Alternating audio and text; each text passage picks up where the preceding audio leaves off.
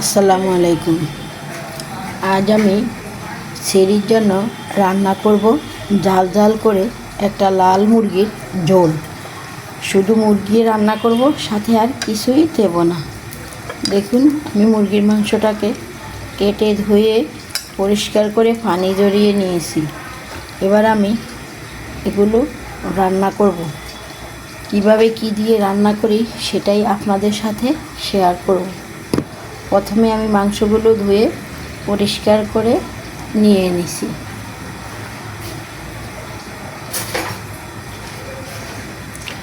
এবার আমি এতে দিয়ে দেব 1 চামচ আদা বাটা,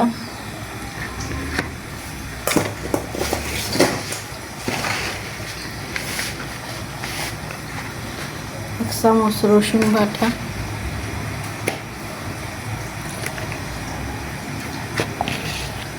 1 চামচ জিরা বাটা,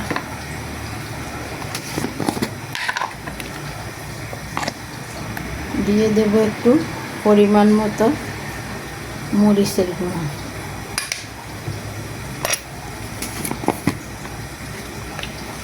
দিয়ে দেব হলুদের গুঁড়ো,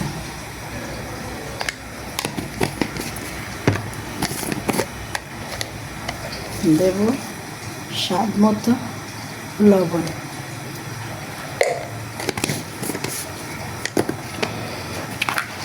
আর দেব পেঁয়াজ কুচি।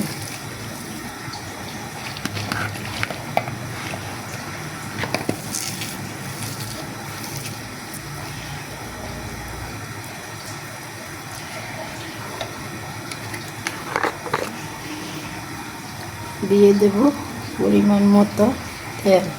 তেল একটু অল্প করে দেব, যেহেতু এই মুরগিটা তৈলাক্ত, লাল মুরগিটা অনেক তৈল থাকে, তাই এগুলি পরিমাণে তেলের পরিমাণটা একটু কমিয়ে দেয়।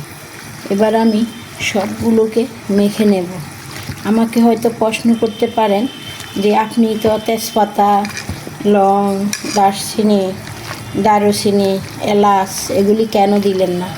এগুলি আমি এখন দেব না, এগুলি পরে দেব। মাংসগুলো আমি ভালো করে মিশিয়ে প্রেসার কুকারে সিদ্ধ করে নেব।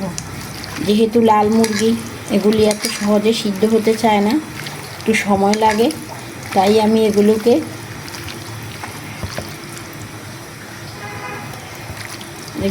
আগে প্রেসার কুকারে ভালো করে সিদ্ধ করে নেব। এই মুরগিটা আমার কাছে সবচেয়ে প্রিয়। এই মুরগিটা খেতে আমার এত ভালো লাগে, আপনাদেরকে বোঝাতে পারবো না, যদি ভালো করে রান্না করা যায়। আমার ফ্যামিলিতেও সবাই পছন্দ করে। এবার আমি প্রেসার কুকারে দিয়ে ঝাল করে নেব।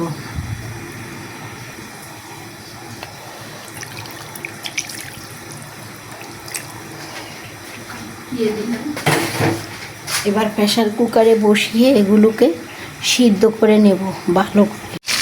এবার আমি চুলার উপরে তেল বসিয়ে তার মধ্যে দিয়ে দিলাম কিছু পেঁয়াজ পিসা, বাটা পেঁয়াজ, ঝোলটাকে গাঢ় করার জন্য বাটা পেঁয়াজ দিয়ে দিলাম।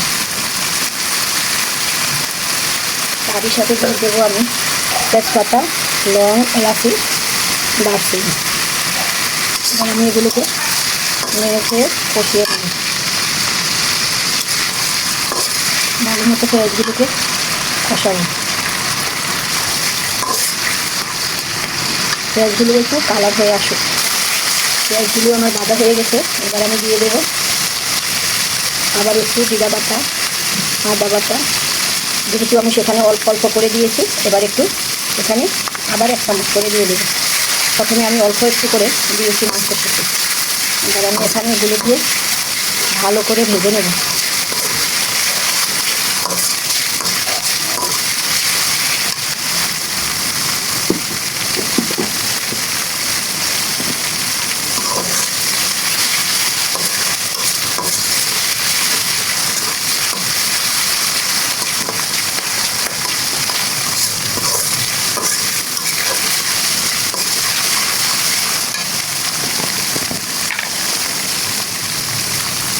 পরিমাণে একটু কালার হওয়ার জন্য একটু মরিচের গুঁড়া দিয়ে দেবো, একটু পরিমাণে হলুদের গুঁড়া দিব,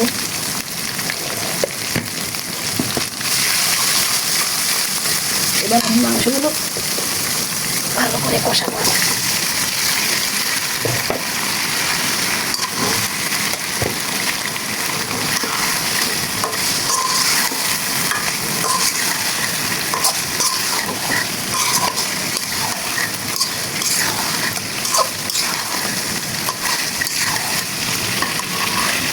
মাংসগুলো কষানো হলে পরিমাণ মতো পানি দিয়ে দিই।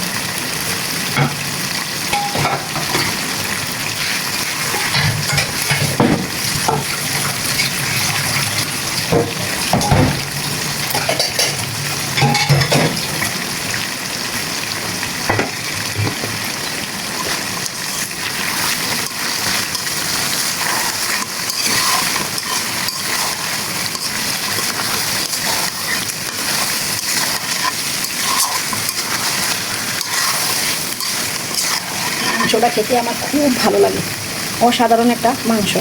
ভালো করে কষানো হলে, ভালো করে ঝাল ঝাল করে একটু রান্না করলে এত স্বাদ, আপনি বুঝতেই পারবেন না এটা যে দেশি মুরগি না, বিকল দেশি মুরগির মতো না।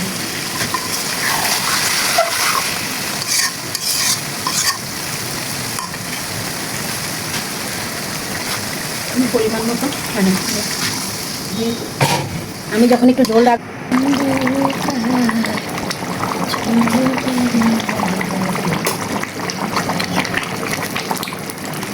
তরকারিটা কেমন দেখা যায় কমেন্টের মাধ্যমে জানাবেন।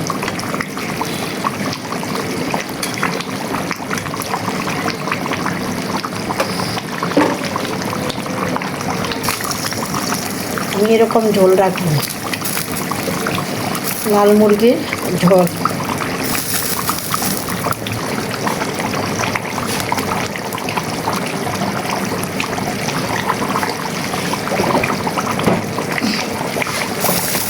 এবার আমি আগের মতো উঠানোর আগে দিয়ে দেবো একটু জিরার গুঁড়ো। এই জিরার গুঁড়ার ঝোলটা এত স্বাদ,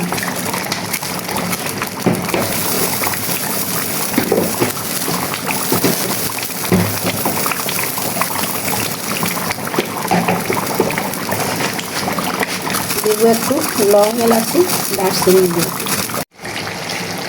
দেখুন মাংসগুলো আমার কষানো হয়ে গেছে। এবার আমি এগুলো ওকে প্রসেসিং করে রান্না করব, ঝোল ঝোল করে, ঝাল ঝাল করে। কষানো হয়ে গেছে, এবার রান্না করব ঝোল ঝোল করে, ঝাল ঝাল করে।